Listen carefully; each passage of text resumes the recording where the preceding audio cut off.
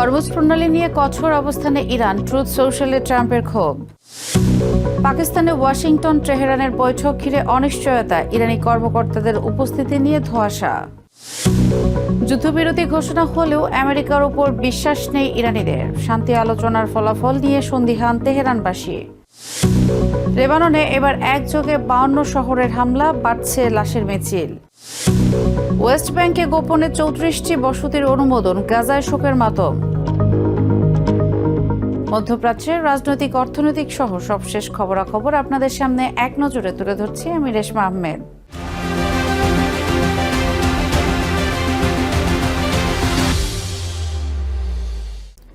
কৌশলগতভাবে গুরুত্বপূর্ণ হরমুজ প্রণালীর ব্যবস্থাপনা নতুন ধাপে নিয়ে যাওয়ার ঘোষণা দিয়েছে ইরান। বৃহস্পতিবার দেশটির নতুন সর্বোচ্চ নেতা মোস্তফা খামেনি এক বিবৃতিতে জানায়, ইরান যুদ্ধ চায় না, তবে নিজেদের অধিকার আদায়ে কোনো ছাড় দেবে না।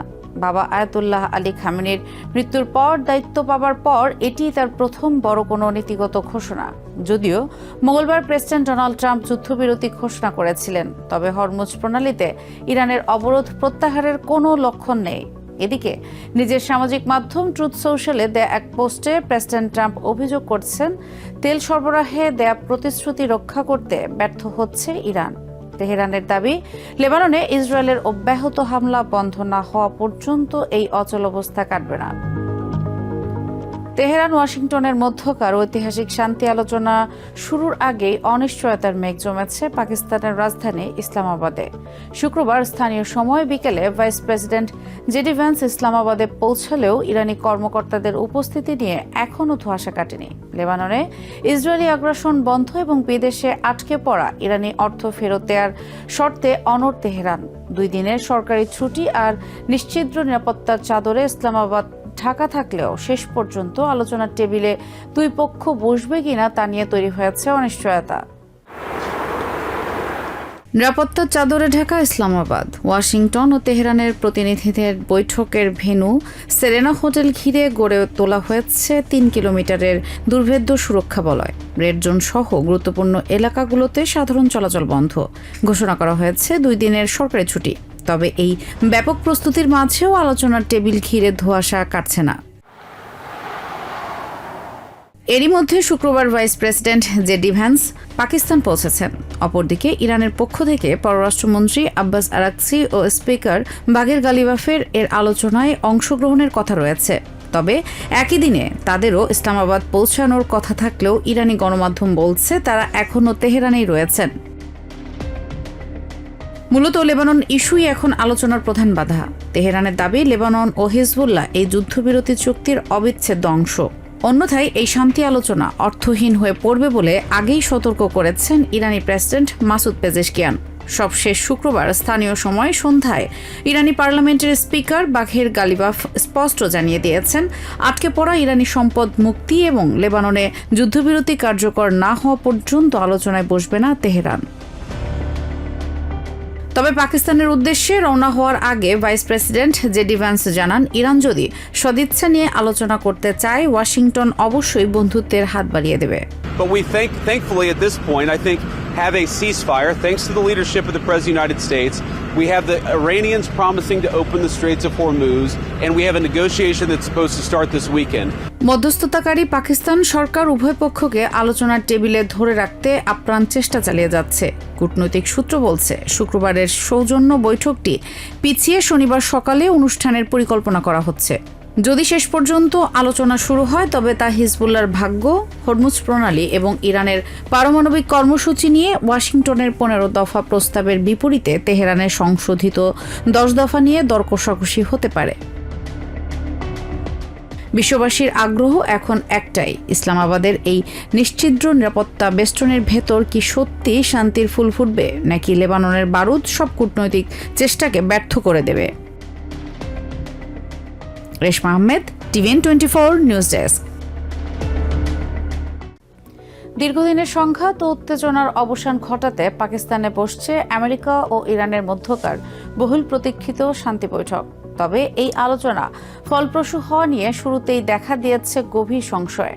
শুক্রবার আলোচনা ঘিরে তৈরি হওয়া সংশয়ের মধ্যে তেহরানের সাধারণ মানুষ বলছেন আমেরিকার উপর আস্থা রাখা কঠিন। প্রেসিডেন্ট ডোনাল্ড ট্রাম্প আলোচনার ভিত্তি খুঁজে পাওয়ার দাবি করলেও ইরানিরা বলছে শর্তহীন কোনো সমঝোতা সম্ভব নয়। শান্তির খোঁজে দীর্ঘ প্রতীক্ষার অবসান নাকি নতুন কোনো কূটনৈতিক কৌশলের ফাঁদ, এমন দ্বন্দ্বে তেহরানবাসী। ওয়াশিংটন আর তেহরানের মধ্যে পাকিস্তানে অনুষ্ঠেয় শান্তি আলোচনার প্রাক্কালে ইরানিদের চোখে মুখে শুধুই সংশয়।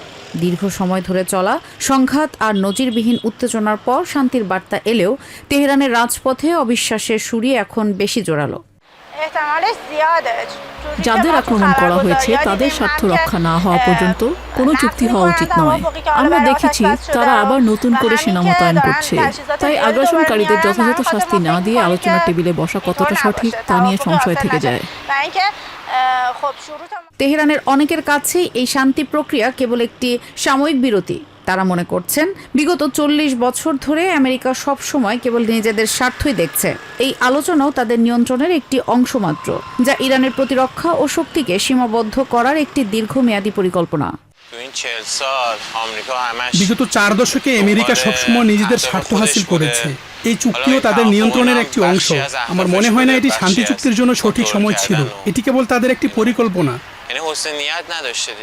তেহরানের 10 দফা এবং ওয়াশিংটনের 15 দফা মধ্যকার বিশাল পার্থক্য ঘুচিয়ে একটি স্থায়ী সমাধানে পৌঁছানো বর্তমান পরিস্থিতিতে বড় ধরনের কূটনৈতিক চ্যালেঞ্জ হয়ে দাঁড়িয়েছে।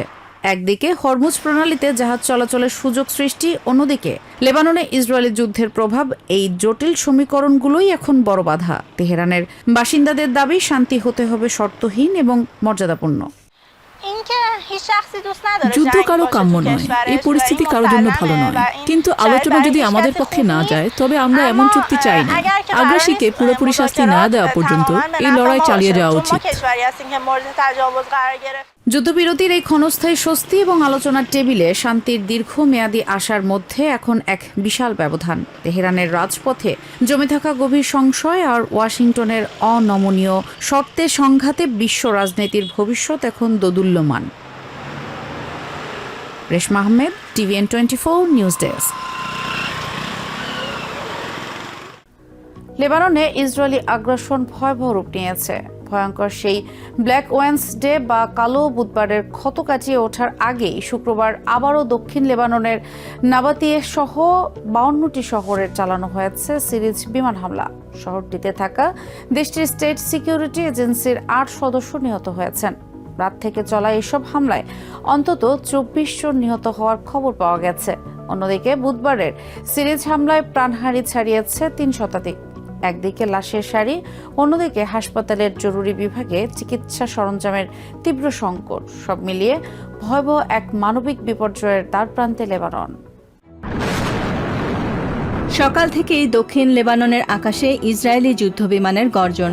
নাবাতিয়ে শহরে সিরিজ হামলায় দেশটির স্টেট সিকিউরিটি এজেন্সির অন্তত 8 সদস্য প্রাণ হারিয়েছেন। রাতেও ধ্বংসযজ্ঞ বন্ধ ছিল না এক মুহূর্তের জন্য।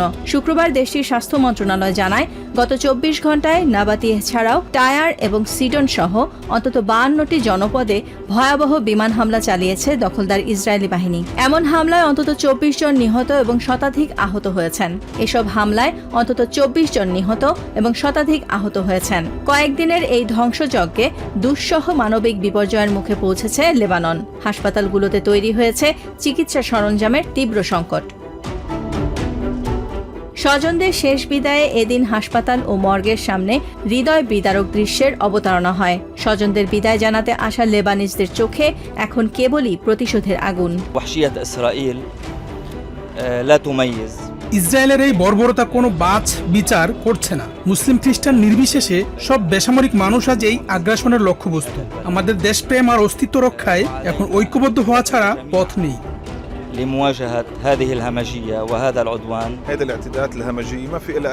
এই বর্বর হামলার কোনো মানবিক, আন্তর্জাতিক, আইনগত বা নৈতিক ভিত্তি নেই। তাই যখনই আমরা আমাদের দক্ষিণ লেবাননের পরিবার এবং সাধারণ লেবানিজদের উপর এই গণহত্যা চলতে দেখি, আমরা আরও দৃঢ়ভাবে বলি যে আমরা আমাদের দেশপ্রেম, আমাদের অস্তিত্ব এবং লেবানিজ পরিচয়ের মাধ্যমে এই মাটির সাথে অবিচ্ছেদ্যভাবে মিশে আছি। بوطن نهائي لجميع أبنائه. মাঠ পর্যায়ের লড়াই চললেও হাসপাতালের ভেতরের চিত্র আরও ভয়াবহ। গত বুধবারের সেই ব্ল্যাক ওয়েডনেসডেতে একদিনেই ৩০৩ জন নিহত ও ১১৫০ জন আহত হওয়ার পর ভেঙে পড়েছে চিকিৎসা ব্যবস্থা। হাসপাতালে ৩ মাসের যে রিজার্ভ ছিল তা একদিনেই শেষ হয়ে গেছে। ব্যান্ডেজ থেকে শুরু করে ইনজেকশন সবকিছুর তীব্র সংকট। আমাদের কর্মীরা নিজেরা রক্ত দিয়ে রোগীদের বাঁচানোর চেষ্টা করছে। প্রাণহানির এই তালিকায় যুক্ত হয়েছে অনেক শরণার্থীও। যুদ্ধবিধ্বস্ত সিরিয়া থেকে আসা আব্দুর রহমান তার পরিবারের ৫ সদস্যের লাশ নিয়ে আবারও যুদ্ধের বিভীষিকার মুখোমুখি। আমার পুরো পরিবার শেষ হয়ে গেছে। আমার বাবা ২০১১ সালে সিরিয়ায় মারা গিয়েছিলেন, আর আজ আমি লেবানন থেকে ৫ জনের লাশ নিয়ে সিরিয়ায় ফিরছি। লেবানিজ এবং সিরিয়ানদের রক্ত আজ মিলেমিশে একাকার। নেতানিয়াহু লেবাননের সাথে সরাসরি আলোচনার নির্দেশ দিলেও বৈরুতের দক্ষিণাঞ্চলে নতুন করে এলাকা ছাড়ার নির্দেশ দিয়েছে ইসরায়েল। হিজবুল্লাহ পাল্টা জবাব দিচ্ছে। উত্তর ইসরায়েলের সাফদ লক্ষ্য করে রকেট হামলা চালিয়েছে গোষ্ঠীটি। তবে আইডিএফ এর দাবি, তারা লেবাননের অভ্যন্তরে অন্তত 10টি রকেট লঞ্চার ধ্বংস করেছে। গত ২ মার্চ থেকে চলা এই যুদ্ধে এখন পর্যন্ত ১৮৮৮ জনের প্রাণহানি নিশ্চিত করেছে লেবানন, যাদের মধ্যে ১১০ জনই নারী ও শিশু। আহত হয়েছেন প্রায় ৭,০০০ মানুষ। বাস্তুচ্যুত হয়েছে ১ মিলিয়নের বেশি Lebanese. Nahid Sihan, TVN 24 news desk. ইসরায়েলের অব্যাহত বিমান হামলা ও স্থল অভিযানে বিপর্যস্ত লেবাননে পৌঁছেছে কাতারের জরুরি চিকিৎসা সহায়তা। শুক্রবার বৈরুত বিমানবন্দরে কাতারের একটি বিশেষ ত্রাণবাহী বিমান অবতরণ করলে সেখানে উপস্থিত থেকে মালামাল গ্রহণ করেন লেবাননের স্বাস্থ্যমন্ত্রী রাকান নাসিরউদ্দিন এবং কাতারি রাষ্ট্রদূত সাইদ বিন আব্দুল রহমান আল থানি। এছাড়া গত ২ মার্চ থেকে শুরু হওয়া এই সংঘাতে এ পর্যন্ত প্রাণ হারিয়েছেন ১৮৮৮ জন।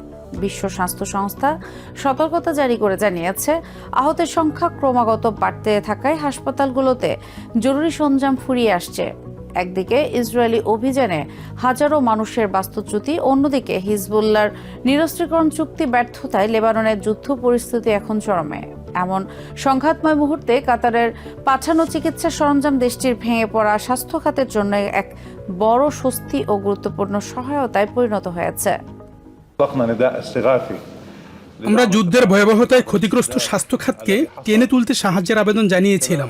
বিশেষ করে বৈরুত এবং মাউন্ট লেবাননে নিরীহ বেসামরিক নাগরিকদের উপর যে হামলা চালানো হয়েছে তার পরিপ্রেক্ষিতে এই সহায়তা জরুরি ছিল।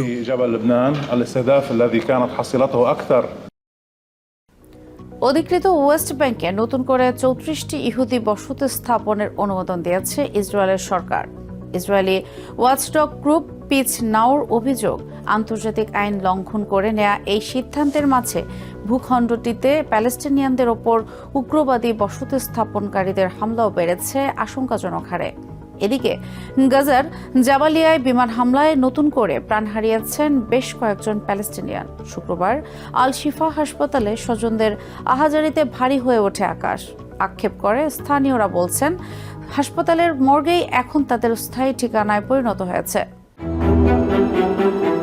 অধিকৃত ওয়েস্ট ব্যাংকের দুর্গম পাহাড়ি এলাকাগুলোতে রাতারাতি বদলে যাচ্ছে মানচিত্র।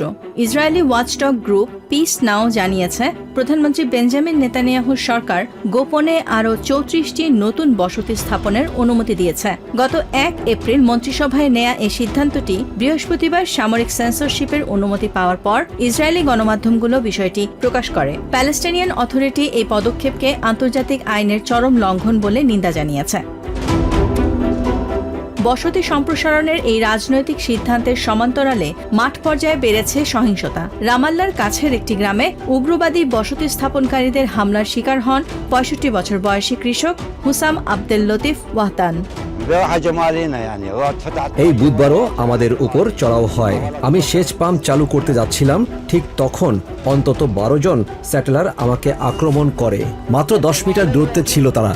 আমি দৌড়ে কোনো রকমে নিজে প্রাণ বাঁচাই। তবে সবাই হুসামের মতো ভাগ্যবান নন। ওই দিন ওয়েস্ট ব্যাংকের উত্তরাঞ্চলীয় তায়াসির গ্রামে বসতি স্থাপনকারীদের গুলিতে প্রাণ হারান 28 বছর বয়সী এক যুবক। মানবাধিকার সংস্থাগুলোর মতে গত 28 ফেব্রুয়ারি ইরান যুদ্ধ শুরু হওয়ার পর থেকে ওয়েস্ট ব্যাংকে প্যালেস্টিনিয়ানদের ওপর হামলার মাত্রা বেড়েছে কয়েক গুণ। এদিকে কথিত যুদ্ধবিরতি চললেও গাজা উপত্যকায় সহিংসতা যেন থামার কোনো লক্ষণই নেই। শুক্রবার সকালে উত্তর গাজার জাবালিয়ায় ইসরায়েলি বিমান হামলায় নিহতদের স্বজনরা ভিড় করেন আল শিফা হাসপাতালে। সাদা কাপড়ে মোড়ানো প্রিয়জনের নিথর দেহ আঁকড়ে চলে শোকের মাতম। আমরা ভালোভাবে বাঁচতে চাই, শান্তিতে থাকতে চাই। আমরা চাই এই যুদ্ধ বন্ধ হোক, আমাদের সন্তানরা বেঁচে থাকুক। আমি শুধু যুদ্ধটা শেষ হওয়ার অপেক্ষায় আছি।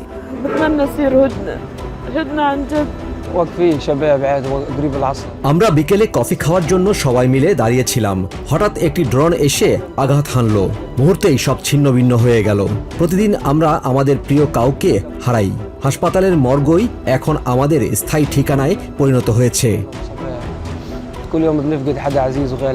গত বছরের অক্টোবরের যুদ্ধবিরতি চুক্তির পর থেকে গাজায় এখন পর্যন্ত 7 শতাধিক মানুষ নিহত হয়েছে। 2023 সালের অক্টোবর থেকে শুরু হওয়া এই যুদ্ধে সব মিলিয়ে নিহতের সংখ্যা 71,000 ছাড়িয়েছে। প্যালেস্টিনিয়ানদের দাবি, এখন কেবল টিকে থাকার লড়াই নয়, তাদের প্রয়োজন একটি স্থায়ী ও কার্যকর যুদ্ধবিরতি। Nahid Sihan, TVN 24 news desk. এক নজরে প্রতিদিন মধ্যপ্রাচ্যের খবর জানতে চোখ রাখুন TVN 24 নিউজ নেটওয়ার্কের ইউটিউব ও ফেসবুক পেজে। নিউ ইয়র্ক থেকে সম্প্রচারিত TVN 24 টেলিভিশন বিশ্বজুড়ে বাঙালির কণ্ঠস্বর।